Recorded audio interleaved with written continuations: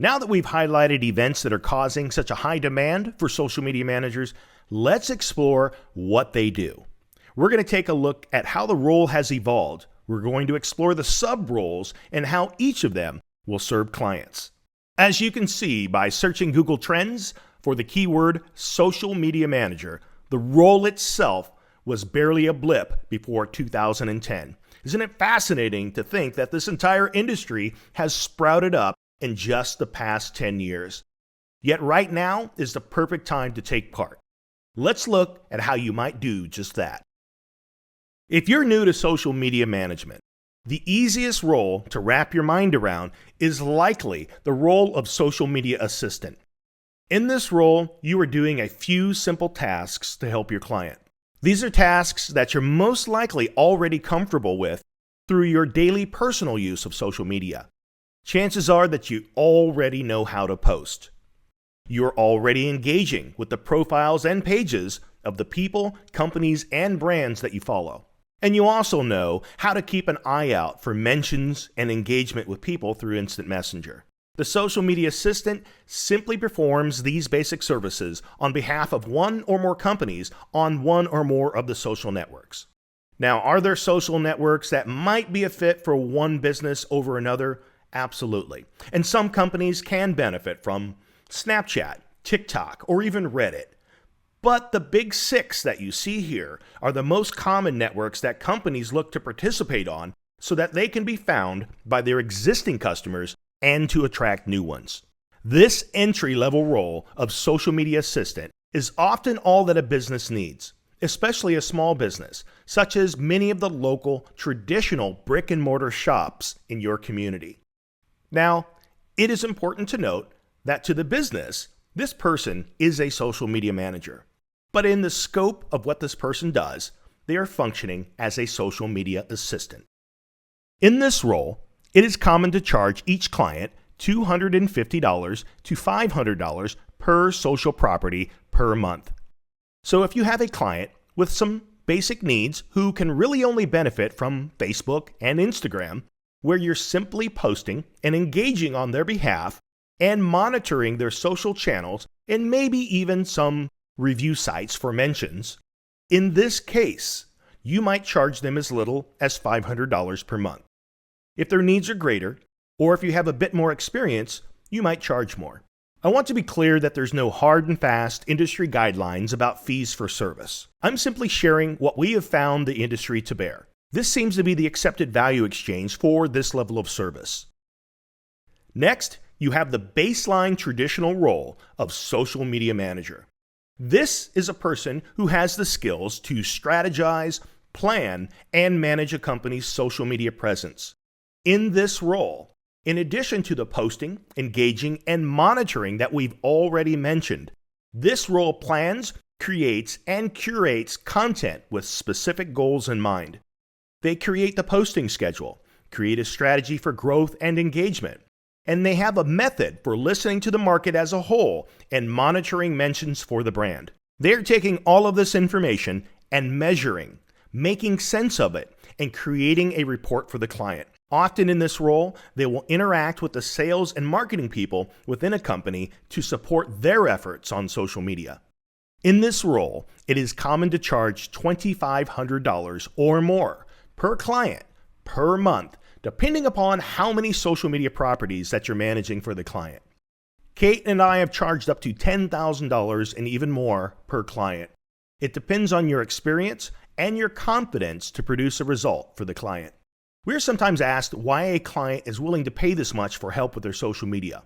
Well, they could hire an in-house person to manage their social media, with the average pay being upwards of $50,000 to $70,000 a year in the US, or they could contract with a skilled freelance social media manager for half that cost. Now, as I've mentioned, there are specialty roles now within the industry. This has created some one-off services, meaning services that are performed one time. The social media strategist is one of these roles. This is a role that Kate and I are very familiar with and teach to our students, not only as a way to extend their services, but so that they never again waste their time doing a free client proposal. And it is a way to find out if you like working with the client before agreeing to serve them for any period of time. Here's what that might look like. Do you have a potential social media management client? In our agency, we explain to our potential clients that everything begins with an audit. If they want to work with us, we will begin with a discovery call. On this call, we want to understand what they've done in the past, what they're doing now, and what they hope to accomplish with their social media in the future. We then go away, usually for 3 weeks, and perform our audit. We have, of course, requested access to all of their social media properties, as well as other relevant internet properties so that we can go and do our homework. During this time, we're also going to take a look at their competitors. We want to know who's thriving in social. Who are the influencers? What are the industry's specific trends? What are the communities and groups in their market? And what are the conversations going on in their industry? Then we take all of that and we create a social media strategic plan. Then finally, we schedule a call, which we call the Reveal of Findings call. On this call, we share the findings of our audit and we reveal our social media plan for them. And here's the most important part. We give them 3 choices for how they can proceed. 1, they can take the plan that we've mapped out for them and they can do it themselves. 2, we can train someone on their team, or we can help them find a person and then meet with that person weekly or monthly for a consulting fee to get them up and going. Or 3, if we've decided that this is a client that we would like to work with, we present to them our fee for services going forward, usually a minimum agreement of 90 days. This is enough time to produce a result, but also a checkpoint to make sure that we're charging enough for what needs to be done and that we still like working with this client. We charge a minimum of $2,500 for this service, but we've charged more than $10,000 for large companies. This is a one-time fee and is great for the social media pro that doesn't want to commit to a long-term agreement and prefers one-off services. What about specialty roles, where you specialize on one or more aspects of social media marketing? For example, as I mentioned, my own personal specialty is social media advertising. This is where you create ad campaigns on one or more of the platforms. Facebook and Instagram are by far the most common. You will likely assist your client with one or more of the following marketing objectives. Growth. It's important for a business to expand their following and therefore their reach on social media.